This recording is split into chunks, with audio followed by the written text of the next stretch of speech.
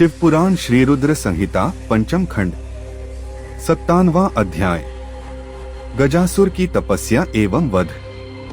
सनत कुमार जी बोले, हे व्यास जी, अब मैं आपको भगवान शशिमौली द्वारा दानवराज गजासुर के संहार की कथा सुनाता हूँ।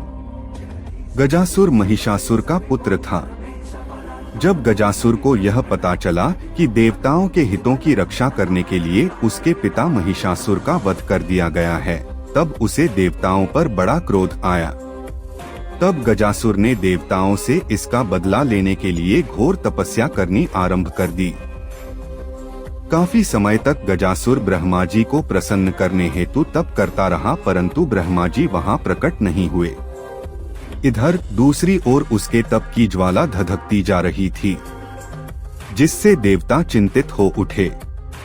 गजासुर की तपस्या से दग्ध होकर सभी देवता ब्रह्मा जी की शरण में गए और उन्हें गजासुर की तप की अग्नि से जलने की बात बताई। तब ब्रह्मा जी गजासुर को वरदान देने के लिए गए।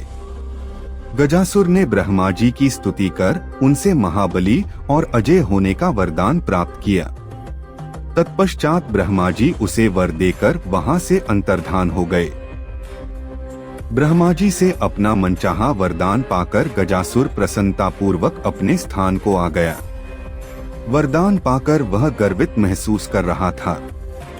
उसने चारों दिशाओं में अपने राज्य का विस्तार करना आरंभ कर दिया था।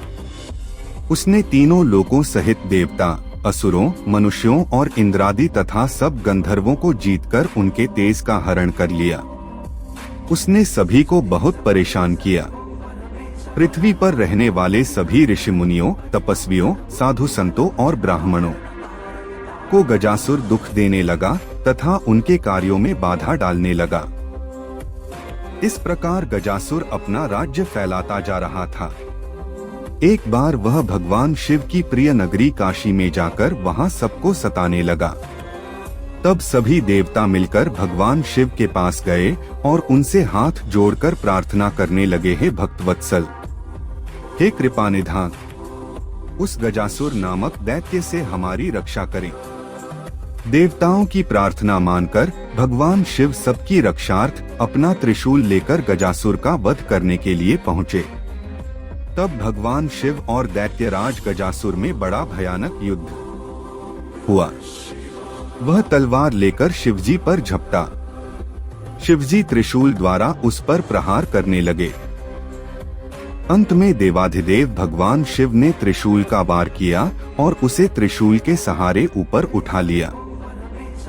इस प्रकार जब त्रिशूल ने उसके शरीर को भेद दिया, तब अपना अंतिम समय निकट जानकर दैत्यराज गजासुर भगवान शिव की आराधना करने लगा और शिवजी को प्रसन्न करने हेतु उनकी स्तुति करने लगा।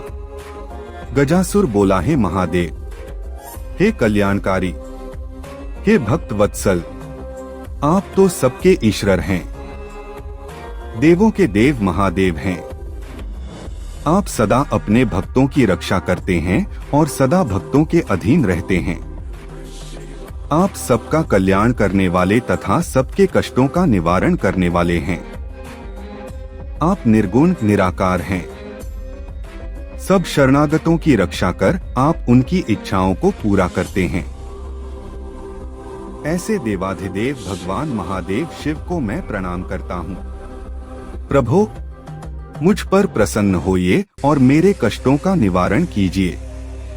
दैत्यराज गजासुर की भक्ति भावना से की हुई उत्तम प्रार्थना को सुनकर भगवान शिव को बहुत प्रसन्नता हुई। वे बोले, दैत्येंद्र, मैं तुम पर प्रसन्न हूँ। जो चाहो मांग सकते हो। तुम्हारी मनोकामना मैं अवश्य पूरी करूँगा। भगवान शिव के वचनों को सुनकर गजासुर प्रसन्नतापूर्वक बोला, हे देवाधिदेव भक्तवत्सल भगवान शिव, यदि आप सच में मेरी आराधना से प्रसन्न हुए हैं तो मेरी विनती स्वीकार करें। प्रभु, आपने अपने पवित्र त्रिशूल से मेरे शरीर को स्पर्श किया है, इसलिए मैं यह चाहता हूँ कि मेरे शरीर का चर्म आप धारण करें। भगवान, आप सदा मेरी खाल का ही ओढ़ना धारण करें और आज से आप कृत्तिवासा नाम से विख्यात हों। भगवान शिव ने प्रसन्नतापूर्वक दैत्यराज गजासुर को उसका इच्छित वरदान प्रदान किया और बोले, हे गजासुर, तुम्हारे शरीर को आज मेरी प्रिय काशी नगरी में मुक्ति मिलेगी। तुम्हारा शरीर यहाँ मेरे ज्योतिर्लिंग के रूप में स्थापित होगा और कृतिवासेश्वर नाम से जग प्रसिद्ध होगा। इसके दर्शनों से मनुष्यों को मुक्ति और मोक्ष की प्राप्ति होगी। यह कहकर भगवान शिव ने गजासुर के शरीर की चर्म को ओढ़ लिया और कृतिवासेश्वर ज्योतिर्लिंग की स्थापना की, जिसके फलस्वरूप वहां काशी में बहुत बड़ा उत्सव हुआ। सब देवता बहुत प्रसन्न हुए। तत्पश्चात भगवान शिव वहां से अंतर्धान हो गए।